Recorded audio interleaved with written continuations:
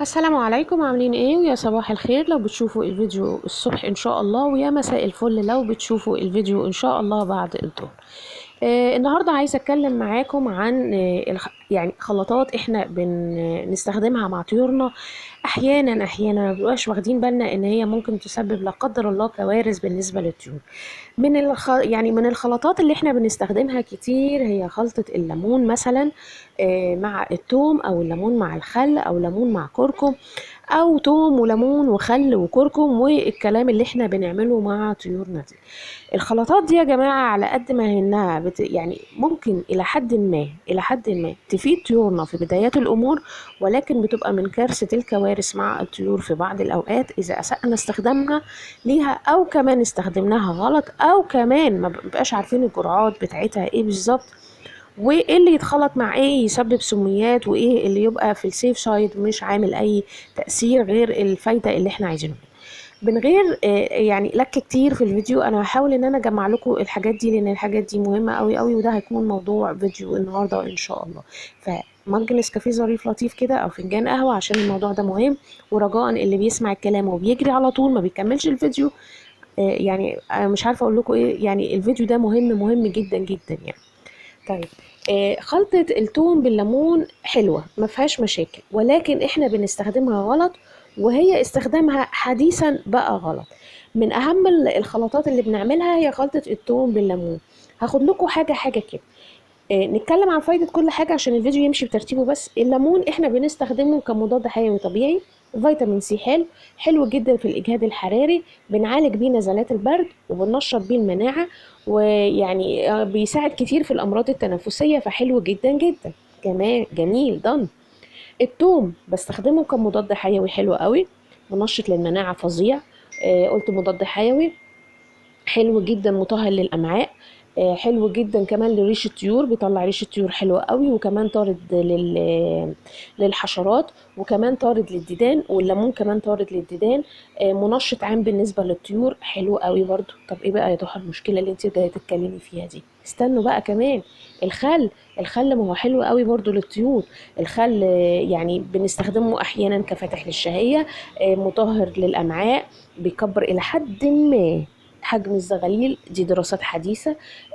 في حاجات تانية برضو بيساعد على ضبط الحموضة جوه أمعاء الطيور بتاعتنا، فبالتالي فكرة ان تيجي ميجا بكتيريا، او اللي هي تعفن الأمعاء، او تغير نسبة الأحماض جوه الحويصلة، فبالتالي لما بتقل تبتدي الحويصلة ما تعملش شغلها، فاللي يعمل شغلها الأمعاء، لأن الميجا بكتيريا أو البكتيريا اللي بتيجي دي بتاكل جزء كبير من الحويصلة، فبتضطر اللي بيقوم بشغلها اللي هي الامعاء. فعشان كده في الميجا بكتيريا بنلاقي ان الطيور الامعاء بتاعتها لونها بيتغير، والشكل الحركي للامعاء بيتغير. بدون دخول في تفاصيل الميجا بكتيريا، عندنا فيديو عنها. الحموضة جوه جسم الطائر شيء مطلوب منه، يعني مطلوب جدا جدا، واللي عايز يفهم اكتر هي الحموضة، هي البي اتش اللي جوه الطيور، او درجة يعني تركيز البي اتش او الحموضه جوه الطيور، دي مهمه جدا. طيب، انا لما ادي توم وليمون، طيب ايه اللي بيحصل؟ انا التوم هنا حلو مع الليمون مفيش مشكله، ولكن بعد وقت معين بيتقلب لسم. طيب، انا عطيت مثلا التوم الليمون مع الخل، الاتنين حمض، بيرفع قوي قوي قوي، بيبقى الاحماض كده لود عالي على الطائر عندي. الحموضه زودتها قوي قوي، ايه اللي هيحصل للطيور عندي؟ بمنتهى البساطه كده بعد شهر ولا حاجه من الكميات اللي عماله اديها دي، هلاقي ان الحويصله تعبت وجالهم التهابات فيها، والامعاء جالهم التهابات فيها، وبوظت الدنيا عند الطيور. طب ليه حصل كده؟ عشان الاتنين حمض والاتنين قوي بوظوا الدنيا عند الطيور. يبقى معنى كده يفضل بلاش يعني امزج الخل مع الليمون، يا اما الخل لوحده والليمون لوحده. تمام كده. طيب، الليمون مع التوم قلت لكم بيعمل سميات لو قعد فتره طويله عند الطيور، زائد ان هو هيبقى قوي قوي قوي قوي، الطيور عندنا مش بتستحمله. تخيلوا انتوا لما بتشربوا شويه اكله، بتاكلوا اكله فيها شويه توم، وتشربوا شويه مثلا الليمون، بيحصل ايه في المعده عندنا؟ بتبقى بصوا نار. فما بالكم الطيور الغلبانه دي اللي الحويصله قد كده والامعاء مفيش، ما تذكرش. فنخلي بالنا من النقطه دي. طب استخدم الكلام ده زي الكركم مع الليمون او مع الخل، مصيبه سودا لوحده، سم كده مع نفسه. تمام. فنخلي بالنا من الحاجات دي رجاء ما نمزجهاش مع بعض، مش هنخسر حاجه لما اعمل كل خلطه لوحدها. برضو عايزه اقول لكم حاجه، فكره الليمون بالخل انا ما بالليمون، التوم بالليمون انا ما بقتش حاليا. يمكن الاول كنت يعني زي الكل، ما كنت بقدمها للطيور، كانت بتعدي معايا لان كنت كل مثلا شهر بستخدمها مره. ولكن عندي زملاء او اصحاب كمان، واصحاب مزارع كانوا بيقدموها على طول، يعني في الاسبوع مرتين وثلاثه، ودي كانت بتعمل قرح ومشاكل عند الطيور. فخلاصة كلامي النهارده معاكم في الفيديو ده، عايزين نعمل خلطة توم بالنسبة للطيور جميلة تحفة، ومش هقول لكم لا، وانا نفسي بستخدمها. يا اما بستخدمها بكذا طريقة، يا اما زي ما انتم شايفين معايا كده، فص توم على لتر مية بهرسه حلو قوي فص التوم ده، وبحطه في الازازة دي او في المج الكبير بتاعهم اللي هو لتر، واسيبه ساعة واحدة مش اكتر. بالله عليكوا ساعة واحدة مش اكتر. ليه يا ضحى؟ لان هيبقى قوي قوي قوي قوي لو قعدته اكتر من كده. تمام.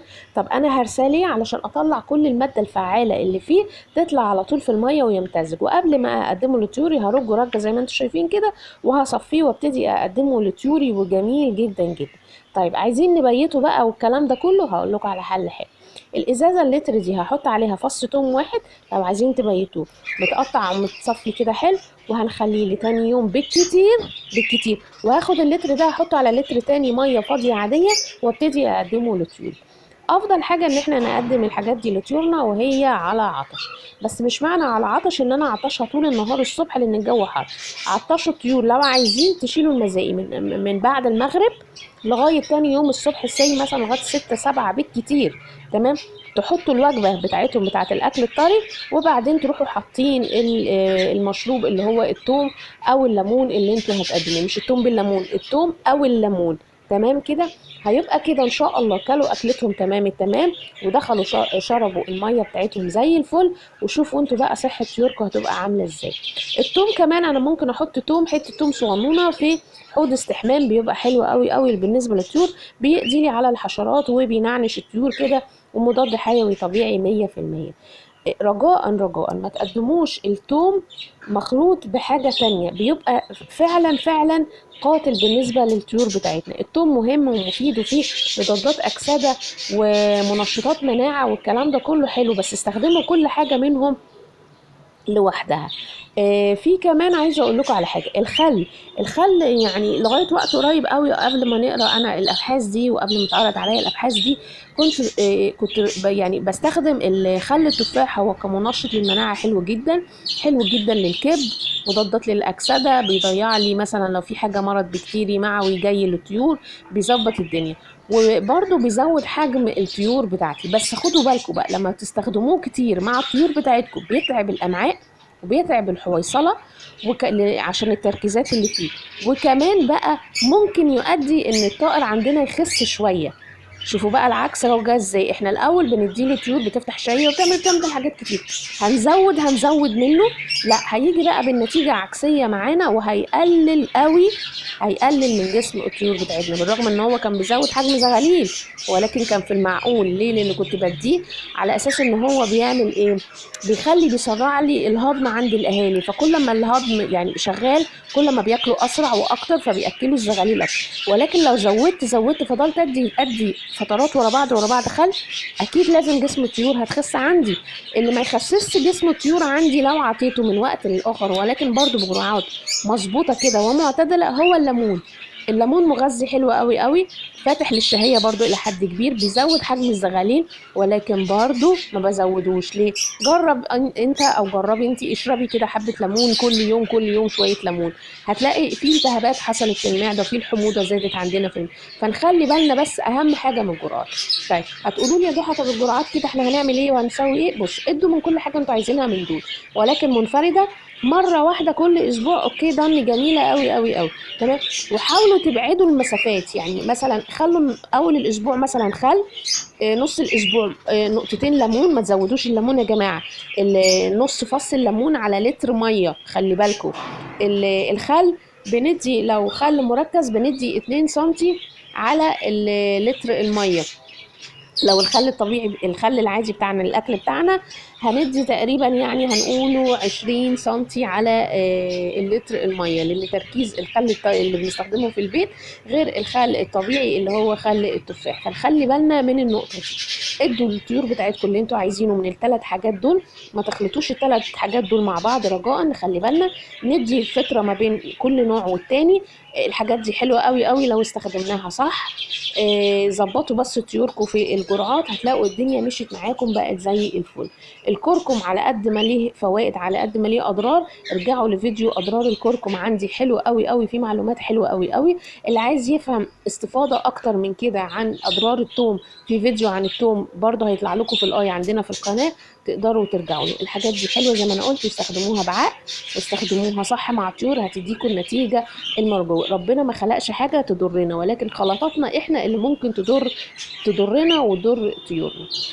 ما تنسوش بقى اللايك لو عجبكم ان شاء الله، لو عجبكم فيديو النهارده، واللي ما اشتركش في القناه بقى بتمنى يشترك في القناه.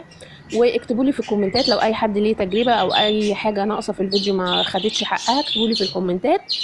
وبتمنى اللايك والشير والاشتراك في القناه، وان شاء الله اشوفكم على خير. سلام.